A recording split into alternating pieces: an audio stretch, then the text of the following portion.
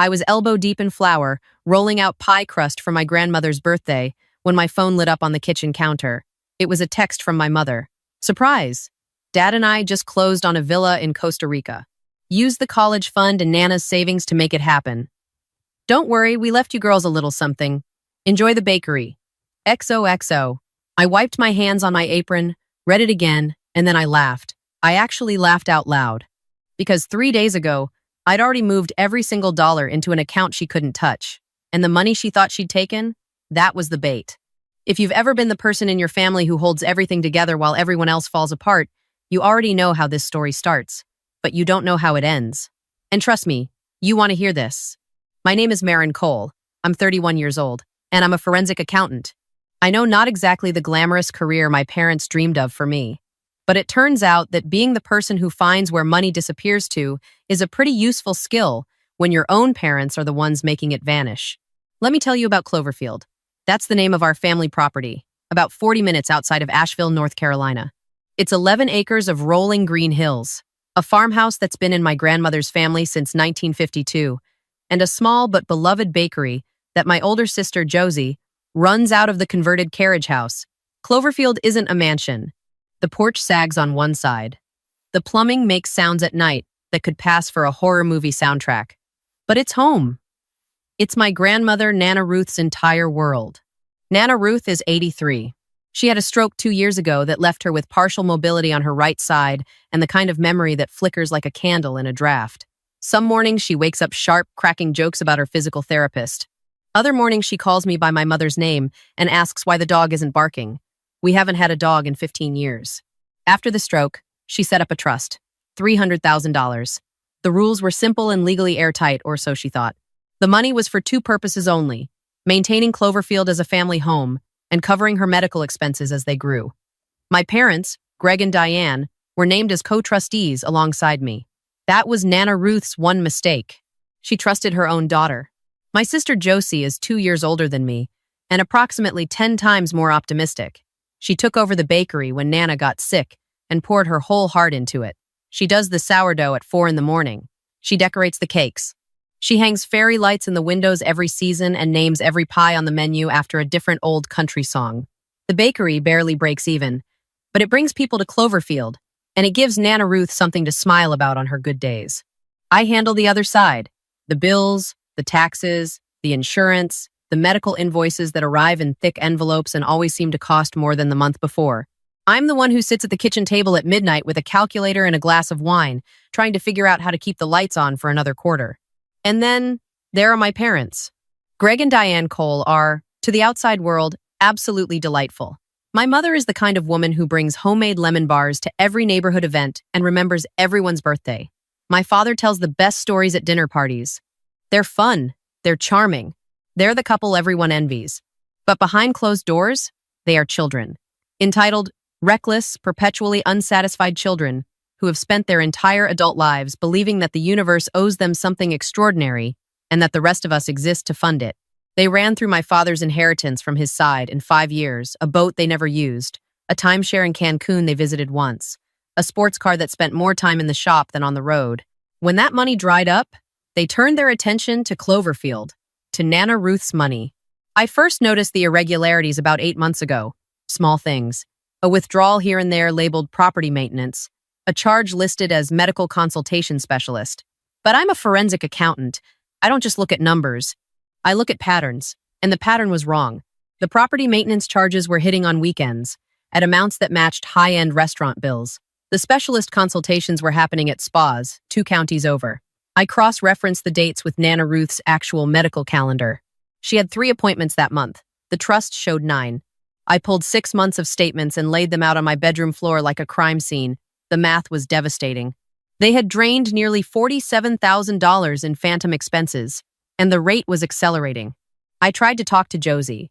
I sat her down in the bakery after closing, surrounded by the smell of cinnamon and burnt sugar, and showed her the spreadsheets. She looked at them for a long time. Then she looked at me with those exhausted eyes, the eyes of a woman who wakes up at 3:30 every morning and falls asleep standing up, and she said, "Maren, I believe you. I just can't fight them right now. I don't have anything left." That's the thing about being the responsible ones. We don't just carry the weight. We carry it quietly. because if we break down, there's no one underneath to catch anything. So I carried it alone, and I watched. The signs started multiplying about 4 months ago. It was like watching someone pack for a trip they haven't told you about. Little things at first. My mother started scanning the mail before anyone else could get to it. She'd sort through it on the porch, tucking certain envelopes into her purse before coming inside. I noticed because I notice everything. It's a curse and a profession. Then my father's browsing habits changed. I walked into the living room one afternoon and he slammed his laptop shut so fast he nearly cracked the screen. "Just looking at fishing gear," he said, grinning that big gregarious grin. But I'd caught a flash of the page. Tropical real estate, gated communities, the kind of places that promise infinity pools and a fresh start in paradise. 2 weeks later, my mother cornered me in the kitchen. She'd been drinking wine, which always made her more transparent. "Maren, honey," she said, leaning against the counter with practiced casualness. I was thinking, "You're so busy with work and everything. Maybe it would be easier if Dad and I had direct access to the trust account. Just to handle the little day-to-day things so you don't have to worry about it." I looked at her over the rim of my coffee mug. "That's sweet, Mom, but the trust documents require my authorization for any withdrawal over $500. That's how Nana Ruth set it up. For protection." "Protection from what?" She laughed, but it came out sharp. "We're her family." "Exactly," I said. "And the trust protects the family. That's the whole point." Her smile didn't reach her eyes. "Of course, I just thought I'd offer." That night I couldn't sleep. I lay in bed staring at the ceiling, replaying that conversation. She wasn't offering to help. She was testing the fence. She was looking for the gate. And if she couldn't find one, I knew she'd try to cut through the wire. The guilt hit me in waves. These were my parents, the people who drove me to soccer practice and sat through every terrible school play. My mother made my Halloween costumes by hand until I was 12. My father taught me to ride a bike in the Cloverfield driveway, running alongside me with his hand on the seat. How do you prepare to go to war with people who once made you feel safe? You do it when you realize they've stopped making anyone feel safe. The moment that killed my guilt came on a Tuesday night. I was working late, going through the trust's quarterly filings, when I heard my parents in the den. The door was mostly closed. Their voices were low, but the old farmhouse has thin walls and I have sharp ears. "We've given enough," my mother said. Her voice wasn't sad. It wasn't conflicted. It was cold. Certain. 30 years of giving to this family. The farm, the bakery, mother's appointments, the girls' problems. "I'm done, Greg. I am done being the one who sacrifices." My father mumbled something I couldn't quite catch. "She's 83, my mother continued. "She could linger for years. Years, Greg. And what do we get? We get to watch her forget our names while we rot in this house. No, we take what we can, and we go. The girls will manage. Maren's smart enough to figure something out. And Josie has her little bread shop. Little bread shop. My sister, who works 18-hour days, who has carpal tunnel in both wrists from kneading dough, who hasn't taken a vacation in 4 years. Her life's work reduced to a little bread shop. And the house?" my father asked. "It's old, Greg. It needs a new roof and the foundation has cracks. Let them deal with it. Or let the bank deal with it. I don't care anymore." Let the bank deal with it. That phrase hit me like cold water. I pressed my back against the hallway wall and closed my eyes. They weren't just planning to leave. They were planning to let everything collapse behind them. I went straight to my laptop. No more watching, no more waiting. Full audit. Every account, every document, every filing connected to Cloverfield and the trust. I had done this 1,000 times for clients' companies where someone was skimming, where the numbers told a story the people wouldn't. But I'd never done it for my own family. It felt like performing surgery on myself without anesthesia. At 2 in the morning, I found it. Buried in a stack of refinancing documents that my father had filed with the county clerk 6 weeks earlier, there was a home equity line of credit, taken out against Cloverfield itself. The borrower listed was Ruth Annette Cole, my grandmother. Her signature was on the document. Except my grandmother hasn't been able to sign her name legibly since the stroke. I pulled up a scan of her most recent medical authorization form, the one I'd helped her with last month. Her signature was a shaky, uneven scrawl. The signature on the loan document was smooth, confident, and perfectly formed. It was forged. My father had forged my grandmother's signature to take out an $85,000 loan against her own home. The money had been withdrawn over the past 6 weeks in a series of cash advances and wire transfers. Some went to credit card balances. Some went to an account I didn't recognize. I later found out it was a deposit on a property in Costa Rica. I sat there in the dark, my screen glowing, and I felt something shift inside me. The guilt didn't just disappear, it burned away. It was replaced by something harder, colder, and far more useful. They weren't just being selfish anymore. They were committing fraud, elder financial abuse, forgery. And if that loan defaulted, and it would, because no one was going to make the payments, the bank would foreclose. Nana Ruth would lose her home. The bakery would close. Everything my sister had built, everything my grandmother had spent her life creating, would be gone. Not because of bad luck, because my parents wanted a villa with an infinity pool. The next morning, I called in sick to work. I drove to the bank first. I sat down with the branch manager and explained that I was a co-trustee and needed to make an emergency restructure. I had the legal authority. I had the documentation.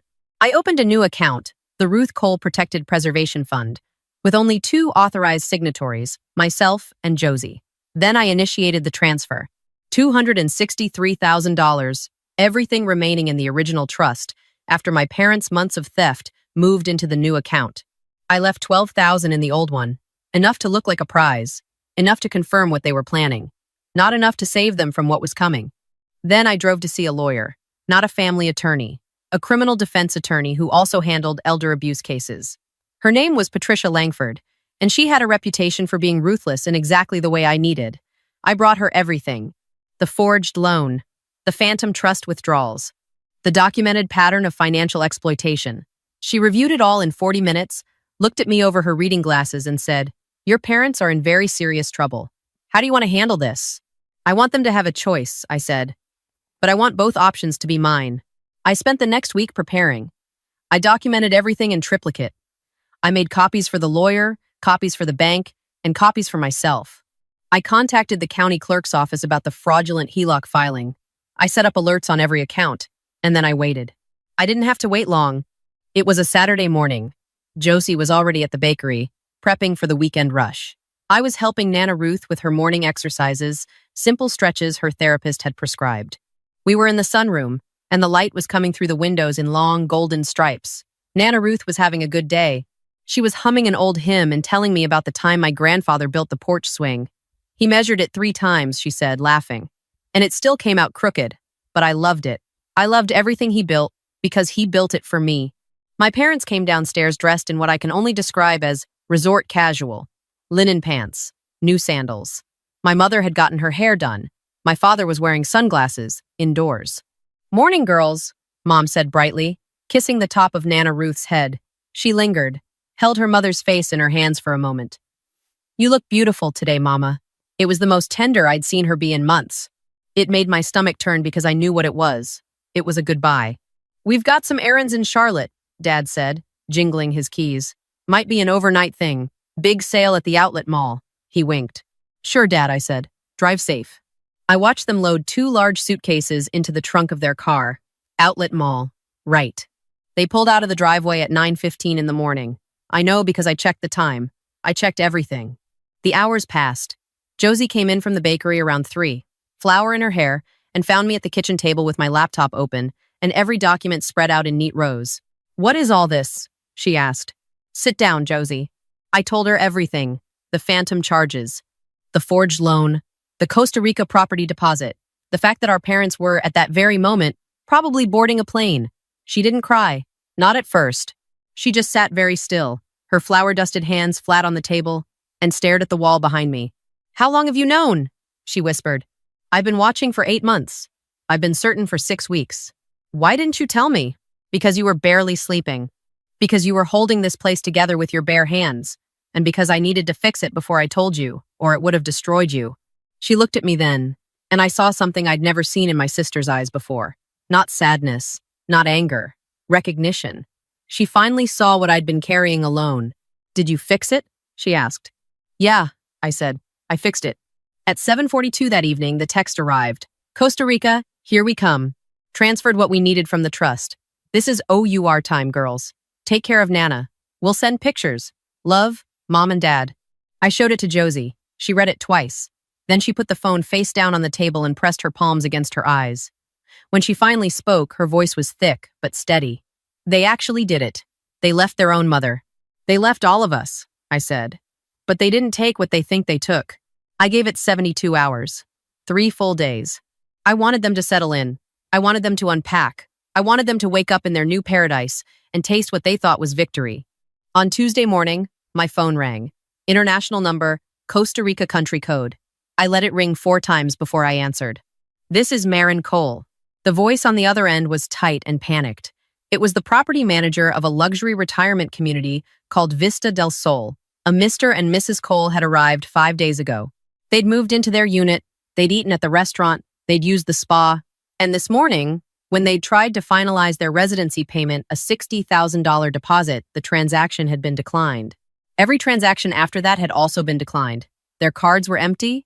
Their trust account showed a balance of $12,000. Nowhere near enough. And now Mr. Cole was in the manager's office, red-faced and screaming that his daughter had robbed him. "Could you put my father on the phone, please?" I said. There was a shuffle, a door slamming, then my father's voice, ragged with fury. "Maren, what the hell did you do?" "I protected Nana Ruth's money, Dad. That's what I did. That was our money. We're trustees. You had no right."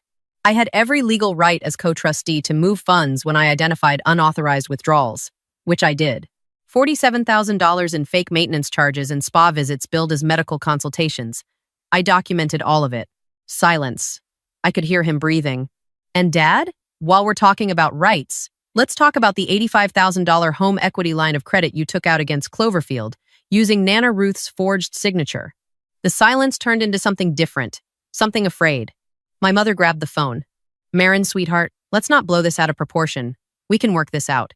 We just needed a little help getting started. We were going to pay it all back." "Pay it back with what, Mom?" "The first payment on that fraudulent loan is due in 3 weeks. If it defaults, the bank forecloses on Cloverfield. Nana Ruth loses her home. Were you going to pay it back with your Costa Rica sunset?" She started crying. The performative kind, the kind that used to work on me when I was 16. "You don't understand," she sobbed. "We gave everything to this family. We deserved." "You deserve nothing you didn't earn, Mom. And you definitely don't deserve anything you stole from an 83-year-old woman with brain damage." I laid out their options. Option 1.